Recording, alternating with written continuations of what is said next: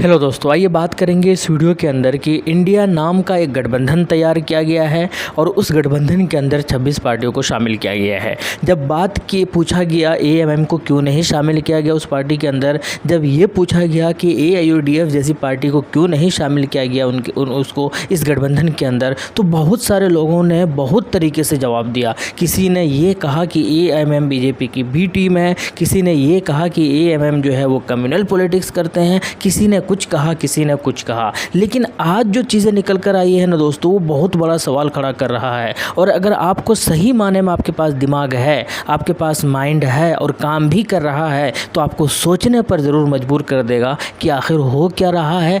कह कुछ और रहे हैं लोग और कर कुछ और रहे हैं। चलिए हम बात करते हैं एक अखबार के इस टुकड़े के बारे में। कमलनाथ जो कि एक कांग्रेस के एक बहुत बड़े और दिग्गज नेता है, मध्य प्रदेश से उनका ताल्लुक़ रखता है, उन्होंने बहुत बड़ी बात कह दी दोस्तों। और इस चीज़ से सबकी आंखें जो है वो खुलनी चाहिए। अगर आप सही माने में सेकुलर को जो है वो फॉलो करते हैं और सेकुलर की अगर बात करते हैं, कांग्रेस देखिए किस तरीके से चीज़ें कर रहे हैं, लेकिन एलिगेशन और इल्ज़ाम जो है सिर्फ़ और सिर्फ एक ही नेता पर लगता है और वो उस पार्टी पर लगता है जो मुसलमानों को रिप्रेजेंट करना चाहती है। बेसिकली हम बात कर रहे हैं कमलनाथ जी का। कमलनाथ क्या कह रहे हैं? कमलनाथ से जब ये पूछा गया कि बागेश्वर धाम जो बाबा जो निकल कर आए हैं, अभी बहुत ज़्यादा पॉपुलर भी है, धीरेंद्र शास्त्री के हिंदू राष्ट्र की मांग करने वाले एजेंडे को आप सपोर्ट करते हैं? जब उनसे ये पूछा गया, कमलनाथ जो कि कांग्रेस पार्टी से ताल्लुक़ रखते हैं और जो एक बहुत बड़े दिग्गज चेहरा है वो मध्य प्रदेश का,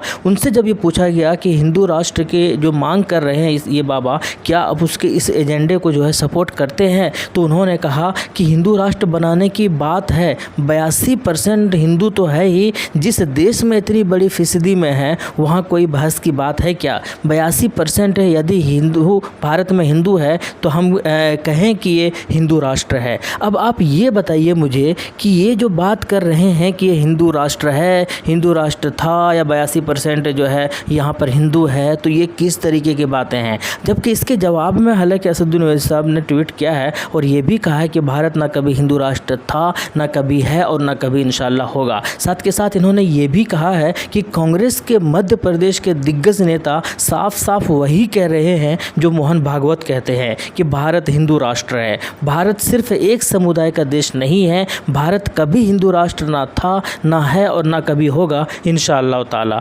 मोहब्बत की दुकान में नफ़रत की तस्करी हो रही है। दूसरों पर बी टीम का ठप्पा लगाने का अधिकार इन्हें कहाँ से मिला? कल के दिन अगर ये भाजपा से हार भी जाए तो इन नफ़रत में क्या कोई कमी आएगी? अब समझिए, इस चीज़ को समझने की ज़रूरत है दोस्तों कि ये एक तरफ जो है इंडिया गठबंधन वाले, जिसमें कि बड़ी बड़ी पार्टियां हैं, कांग्रेस जो है मैन इसको लीड कर रही है, और ये सारे जो है 26 पार्टी जो इस गठबंधन के अंदर है, ये सारे के सारे जो है एमआईएम को शामिल नहीं करना चाह रहे हैं। अगर करना चाहते इनमें से तो कोई अड़ जाते और ये कहते हैं कि हम तभी आएंगे आपके सामने, आपके साथ तभी मिलकर चुनाव लड़ेंगे जब एमआईएम को शामिल करेंगे। तो कुल मिलाकर ये सारे इस चीज़ पर एग्री करते हैं कि एमआईएम बीजेपी की बी टीम है। और ये जो बीजेपी की बी टीम कह रहे हैं, तो ये इनको किसने हक दिया बीजेपी की बी टीम कहने के लिए? दूसरा ये है कि ये सारे इस चीज़ पर इत्तेफाक रखते हैं कि ये जो है कहीं ना कहीं कम्युनल पॉलिटिक्स करते हैं। तो अब मुझे ये बताइए कि अगर ऐसी बात है कि ये कम्युनल पॉलिटिक्स करते हैं एमआईएम पार्टी, तो ये जो चीज़ें हैं जो आपके सामने कमलनाथ कह रहे हैं, हिंदू राष्ट्र बनाने की बात कर रहे हैं, हिंदू राष्ट्र है की बात कर रहे हैं, 82% हिंदू है यहाँ पर इसकी बात कर रहे हैं, तो ये किस तरीके का पॉलिटिक्स है? ये भी तो कम्युनल पॉलिटिक्स से ही हुआ ना। और ये जो कमलनाथ जो है ये कहाँ से ताल्लुक़ रखते हैं? ये कांग्रेस से ताल्लुक़ रखते हैं। तो क्या उनकी इस बात पर पकड़ नहीं होनी चाहिए कि भैया आप भी तो कम्युनल ही पॉलिटिक्स कर रहे हैं, आप भी तो हिंदू राष्ट्र की ही बात कर रहे हैं, आप कहाँ पर सेकुलर की बात करते हैं? आप क्यों किस तरीके के जो एक एजेंडे को आगे बढ़ाने की कोशिश कर रहे हैं कि इंडिया गठबंधन नाम देकर सेकुलर गठबंधन की बात कर रहे हैं? आप तो सेकुलर है नहीं। हालांकि आरजेडी के एक नेता ने ज़रूर इनके ऊपर चिंता जताई है कि इस तरीके से अगर बातें करेंगे तो ये इनकी जो एक गठबंधन जो तैयार हुई है और वो जो गठबंधन का एक जो सोच है, उस सोच को कहीं ना कहीं ये थोड़ा सा ठेस पहुंचाने की कोशिश कर रहे हैं। लेकिन सवाल एक बार फिर से खड़ा होता है कि क्या कमलनाथ या कांग्रेस के लोग जो है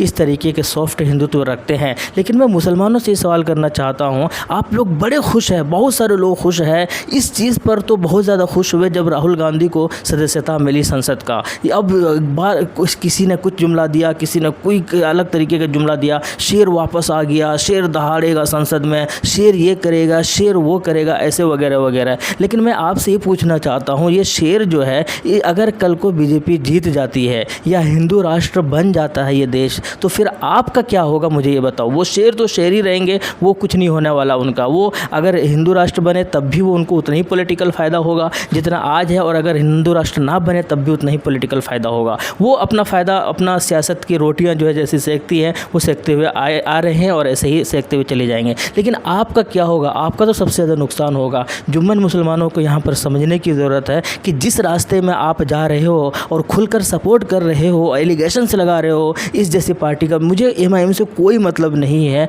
लिटरली मुझे एमआईएम से कोई मतलब नहीं है। लेकिन हम चाहते हैं कि भारत के अंदर कोई मुस्लिम पॉलिटिकल पार्टी जो है स्ट्रॉन्ग वे में आगे आए, कोई मुस्लिम जो है सियासत जो है वो आगे आए, मुस्लिम पावर को जो है वो एक इंक्रीज़ करने की ज़रूरत है। इसीलिए मुझे लगता है कि इस पार्टी में वो चीज़ नज़र आती है, इसीलिए मैं समझता हूँ कि इस पार्टी को सपोर्ट करने की ज़रूरत है। लेकिन फिर भी लोग जो है इनके ऊपर एलिगेशन से लगा के, इनके ऊपर इल्ज़ाम लगा के, इनको बदनाम करके जो है और पीछे धकेलने की कोशिश करते हैं, और इनके ऊपर जो है तोहमत लगा के इनको बर्बाद और ख़त्म करने की कोशिश करते हैं। समझने की ज़रूरत है दोस्तों, अगर आपका पॉलिटिकली अगर आप स्ट्रॉन्ग नहीं होंगे इस देश के अंदर, तो फिर आपके हक़ की कोई बात करने वाला नहीं है। मेवात जो कांड हुआ, कहाँ आज संसद के अंदर इतने लगभग आधा घंटा के आसपास जो है राहुल गांधी ने भाषण दिया। उस भाषण में जो है वो पूरा कहीं ना कहीं वो मणिपुर को लेकर फोकस किए हुए थे, लेकिन मुसलमानों का एक नाम तक नहीं आया। जो चीज़ें हुई मेवात के अंदर उसके बारे में बातें तक नहीं की। मैं सही और गलत की बात ही नहीं कर रहा हूँ,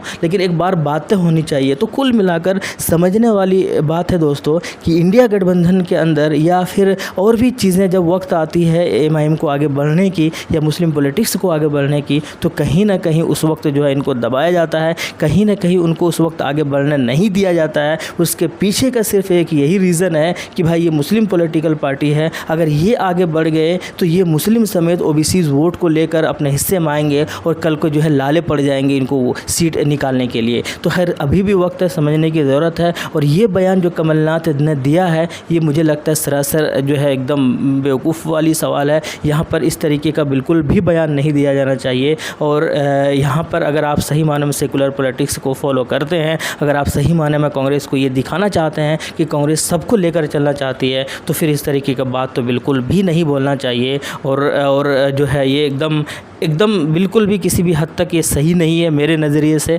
बाकी आप लोगों की क्या राय है कमेंट बॉक्स में ज़रूर बताइएगा। आपको कितना हद तक इनका बयान सही लगता है, क्या इस तरीके का बयान देना चाहिए या नहीं देना चाहिए, कमेंट बॉक्स में ज़रूर बताइएगा। शुक्रिया, जय हिंद, लव यू।